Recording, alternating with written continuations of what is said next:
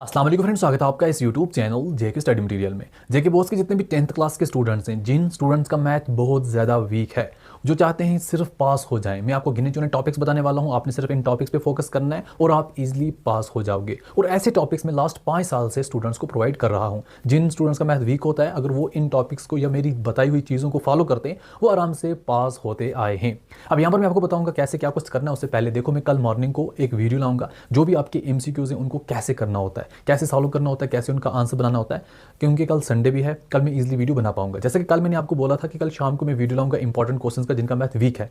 But मसला ये है ना, एक तो रमज़ान का महीना है, दूसरा मैं एक जॉब करता हूँ, गवर्नमेंट एम्प्लॉय हूँ, तो मुझे दिन को ऑफिस भी जाना पड़ता है, वहाँ पर भी हैंडल करना पड़ता है। फिर उसके बाद आज रमज़ान का महीना है, बाकी यहाँ पर प्रैक्टिस करने पड़ते हैं। तो इस रीज़न की वजह से टाइम बहुत कम मिलता है। फिर भी मैं कोशिश करता हूँ जितना मुझे फ्री टाइम मिलता है खुद के लिए, मैं वो अप्लाई करता हूँ आप स्टूडेंट्स के लिए, कि आपके लिए कुछ ना कुछ यहाँ पर बनाता रहूँ, आपके लिए यहाँ पर इंपॉर्टेंट क्वेश्चन या आपकी हेल्प करता रहूँ। तो अब यहाँ पर देखते हैं जिन बच्चों का मैथ वीक है कैसे क्या कुछ करना है। थोड़ा मैं आपको सिलेबस दिखा देता हूँ, कौन कौन से यूनिट्स कितने कितने मार्क्स के हैं, उसी हिसाब से आपको बाकी समझ आ जाएगा। देखो, आपका जो नंबर सिस्टम है ना, नंबर सिस्टम में रियल नंबर आ जाता है जो है 6 मार्क्स का। फिर आपका जो अलजेब्रा है ना, अलजेब्रा में polynomial, pair of linear equation in two variable, quadratic equation और एपी आ जाता है। ये यहाँ पर मिलके बन जाते हैं 20 मार्क्स।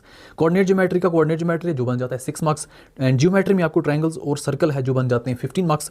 ट्रिग्नोमेट्री में आपको 3 यूनिट है, introduction to trigonometry, trigonometric identities, height and distance जो बनते हैं 12 मार्क्स। इन मेंसुरेशन में एरिया रिलेटेड टू सर्कल और सरफेस एरिया एंड वॉल्यूम जो मिलता है आपको 10 मार्क्स।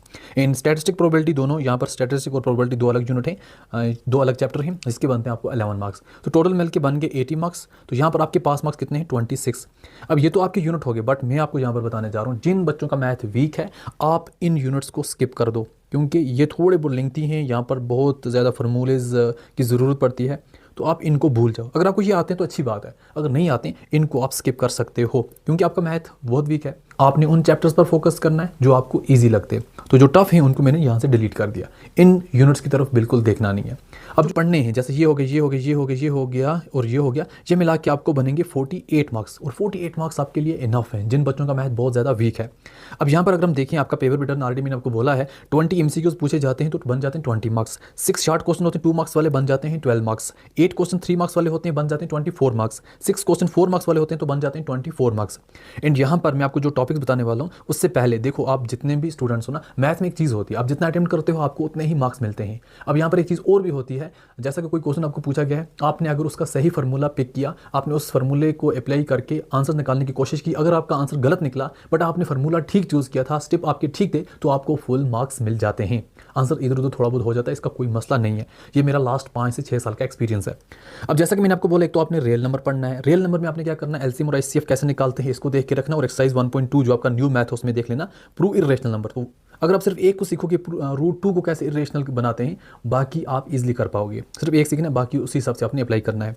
फिर आपका पॉलिनोमियल में एक तो आपने जीरोस यहाँ पर फाइंड करने हैं पॉलिनोमियल के, जैसा कि आपको कोई यहाँ पर दी जाएगी x² - 2x - 8, आपने x की वैल्यू बतानी है।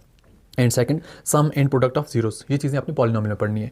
Pair of linear equation in two variable में आपने सब्स्टिट्यूशन मेथड और एलिमिनेशन मेथड सीखना है। आपको इक्वेशंस दी जाएंगी, उनको कैसे अप्लाई करके सब्स्टिट्यूशन मेथड और एलिमिनेशन मेथड आंसर निकालना होता है, ये आपने सीखना है। आप सिर्फ मेथड सीखोगे, कोई भी क्वेश्चन पूछ जाएगा, आप इजीली उसका आंसर कर पाओगे। एंड जो आपकी प्रॉब्लम्स होती हैं उनको थोड़ा बहुत इक्वेशन में बनाने का ट्रिक सीखना है, फिर उन इक्वेशंस को इसी हिसाब से सब्स्टिट्यूशन या एलिमिनेशन मेथड करके आंसर निकालना है। फिर आपका क्वाड्रेटिक इक्वेशन आ जाता है, जिसमें आपने फैक्टराइजेशन सीखनी है, या फिर क्वाड्रेटिक फार्मूले से कैसे किसी को आंसर निकालना होता है। एंड यहाँ पर कभी छोटा क्वेश्चन पूछा जाता है डिस्क्रिमिनेंट होता क्या है, तो डिस्क्रिमिनेंट से कैसे आप आंसर निकालते हो। फिर आपको कुछ प्रॉब्लम्स दी जाती हैं, उनकी इक्वेशन बना के उसको बाई क्वाड्रेटिक फार्मूला या फिर फैक्टराइजेशन से आंसर निकालना होता है। तो ये जैसा कि आपको द एरिया ऑफ रेक्टेंगुलर ये है, इसकी लेंथ बताओ, ये है वो, फिर उसकी इक्वेशन बनानी होती है। एपी में आपको बेसिक चीज़ें समझनी है। फर्स्ट टर्म कॉमन डिफरेंस क्या है, इनर टर्म का फार्मूला क्या है, सम ऑफ फर्स्ट इनर टर्म क्या होता है। अगर आपको इसके फार्मूले आगे आपको कोई भी क्वेश्चन पूछ जाएगा, आप इजीली इन फार्मूलेस को अप्लाई करके आंसर निकाल सकते हो। अब मैंने आपको बोला, अगर आपका मैथ वीक है तो आप इन यूनिट्स को छोड़ दो, इनकी ज़रूरत ही नहीं है आपके लिए, क्योंकि आपका मैथ वीक है। कोऑर्डिनेट ज्योमेट्री में आपने डिस्टेंस फार्मूला और सेक्शन फार्मूला याद करके रखना है। आपको क्वेश्चन कोई भी पूछा जाएगा कि इसका डिस्टेंस बताओ, इसका सेक्शन बताओ, आप इजीली आंसर कर पाओगे अगर आपको फार्मूले याद होंगे। अब आप आ जाओ सरफेस एरिया एंड वॉल्यूम पर। सरफेस एरिया एंड वॉल्यूम में आपने जो भी आपका सरफेस एरिया वॉल्यूम है, क्यूब का, क्यूबाइड का, स्फीयर का, हेमिस्फीयर का, सिलेंडर का, कोन का, इनके सरफेस एरिया और इनके वॉल्यूम आप याद करके रखो। एंड यहाँ पर मैं इनके क्वेश्चंस आपको प्रोवाइड कर दूंगा व्हाट्सएप ग्रुप में, तो उन्हीं क्वेश्चंस पर आपने ये फार्मूले अप्लाई करके आंसर निकालने हैं। तो अगर आपको फार्मूले याद होंगे, आप इजीली आंसर निकाल पाओगे।